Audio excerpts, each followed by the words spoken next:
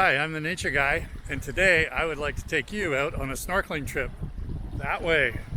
We'll get in a boat, go about 8 miles out. You come to the edge of the continental shelf, and there is Looe Key National Marine Sanctuary. It's a live coral reef, tons of fish. It's just a whole new world. Get ready, we're gonna get wet.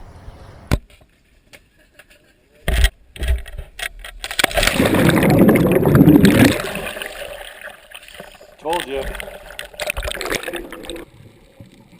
So when you jump out of the boat and look around, we're a little distance from the coral reef, but those big mounds that are sometimes 30 feet tall are really, it's the coral reef, which is made up of microscopic organisms all growing on top of each other. In fact, these are animals. The corals are animals. But the focus for this episode are the fish that live in the very rich habitat of a coral reef, and there's lots of them.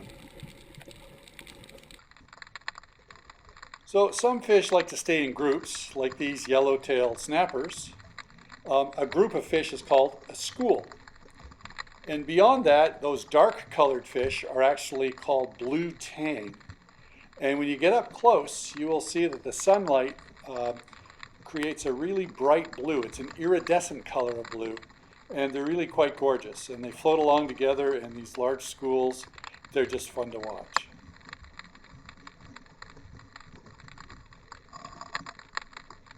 You can see the blue colors now as they turn into the sunlight. So some fish like to really stay together in schools, like these French grunt. And no matter which way you swim towards them, they all turn as one school together. You may recognize these from Pixar's movie Finding Nemo. Some like to live in little hollow areas and not live above the coral, but live in the little caves of coral. And others like to be alone, like these parrotfish. This is called the spotlight parrotfish. And there's several species of parrotfish that swim around in the corals. Some of them are kind of shy. Here's another one. You can see the red color of the red spotlight parrotfish. There's other species of parrotfish, like this rainbow. And it turns out all the parrotfish eat coral, the hard coral. And you can hear him crunching as he bites. Hear that? That's the rainbow parrotfish. One of my favorites is the blue parrotfish. And I love the way parrotfish swim with their pectoral fins just flapping almost like wings of a bird. And they coast around and get around to quite a bit of places. And they just love getting to the coral and eating it. These are just really cool fish. Another type of parrotfish is the midnight parrotfish, and it's a really dark blue with some markings on the face. But like all the other parrotfish, they swim with their pectoral fins and chomp on coral. Ha! And there's even sharks in the coral reef. This is a blacktip reef shark. Now sharks don't have bones in their skeleton. Their skeleton is made of cartilage.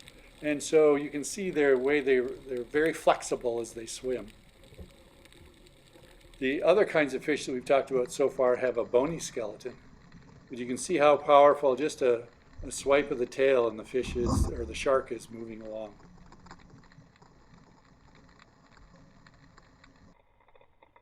So here's a fish that's called a porkfish. What a name. It's got a really high forehead, very blunt nose, but the porkfish are really quite beautiful. And then a relative of the porkfish is the hogfish. It also has a very high forehead. This one's a little shy and we didn't get a really good look at him. Most of the coral fish love to hide in the coral and they know all their way around all the little corridors. This one's great. This is the yellowtail damselfish. Notice the bright blue iridescent spots when it's in the sun. And the great barracuda, this long skinny fish here. They can be up to 6 feet long, and they're one of the fastest swimmers in the coral reef area. Now these yellow and black ones are called sergeant majors. They like to school together, And they're very, very pretty in the sun. And you see a lot of them when you're in the coral reefs in Florida. Here is a queen angelfish. And as big as they are, about a foot long, they can swim their way into all sorts of little cracks and crannies and hide. So they're sometimes hard to see. This is a trunkfish, a smooth trunkfish. They're really strange shaped little fish, but they're fun to watch. Oh, there's that queen angelfish again, peeking out and going back in the corals. Some more yellowtails. These are a little bigger ones. They don't have as many of the fluorescent blue spots on them like the juveniles do. And here's the four-spot fish, the four-spot angelfish. Actually, there's two spots on the tail, and then the two eyes look like two more spots. So if you count them all up, there's 4 spots. And this is the rock beauty, black and yellow, just a gorgeous fish. And now here comes a French angelfish. They really camouflage when they get into the fan corals.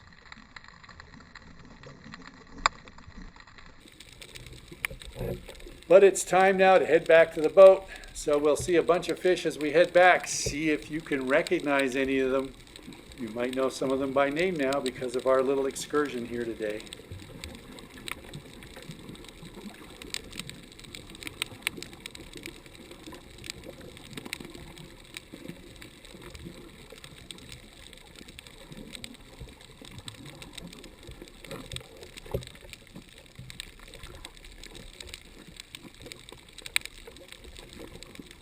Don't get seasick.